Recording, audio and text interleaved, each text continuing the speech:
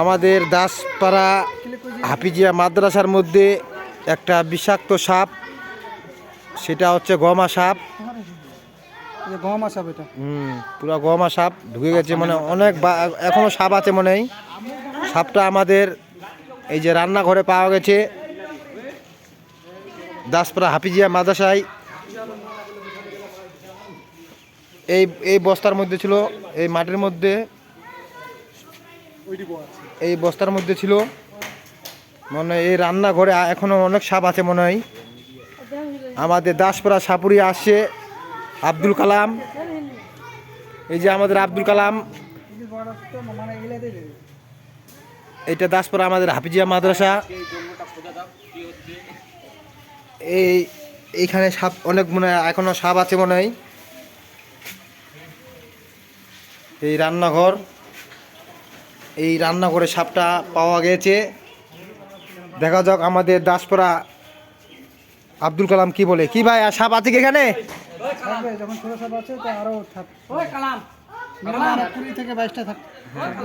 আমাদের দাসপাড়া আব্দুল কালাম ভাই বলছে সাপুরিয়া এখনো সাপ আছে, 20টার মতন আছে মনে হয়।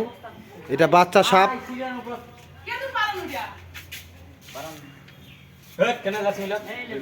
এটা দাসপাড়া হাফিজিয়া মাদ্রাসা, এই ভিতরে সাপ ছিল। আর আমাদেরকে সাপোর্ট করবেন, লাইক শেয়ার কমেন্ট করবেন, আমাদের সাথে পাশে থাকবেন।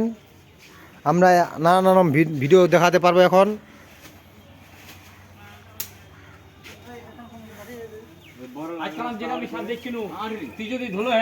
ভাই একটা বড় লাঠি দে, একটা বড় লাঠি দে, একটা বড় লাঠি দে। ওখান থেকে নে, ওখান থেকে নে। এখন আমাদের আব্দুল কালাম সাপুরিয়া খুঁজতেছে, দেখা যাক পাওয়া যাক। ভাই দেখে, ভাই দেখে দেখে দেখে রিস্ক নিও না, রিস্ক নিও না ভাই, মানে অনেক সাপ আছে, নিও না।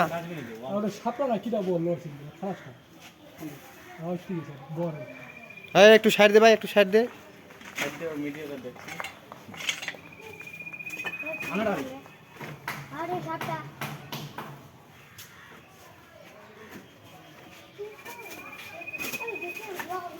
আমাদের দাসপাড়ার হাফিজিয়া মাদ্রাসার ছাত্র জিশান আলী এই মাদ্রাসায় লেখাপড়া করে। ওই ছেলেটা করে, ভাইটা করে। মনে হতো এই ভাইটা আবার হাফিজ হতে পারে, হিপস করতেছে। ইনশাল্লাহ সবাই এর জন্য দোয়া করবে। এটাও আমাদের ছাত্র। সালাম দে ভাই, সালাম দে। আসসালামু আলাইকুম। আসসালামু আলাইকুম পারি।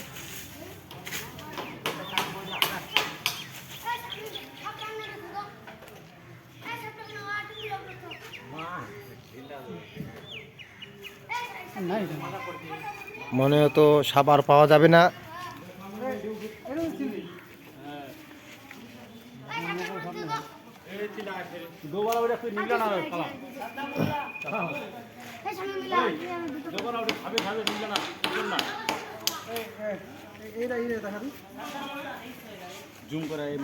ভাই তুই দূরে থাকিস ভাই।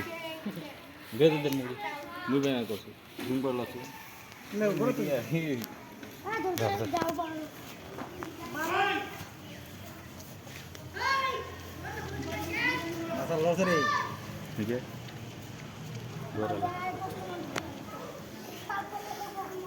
আছে, এই করে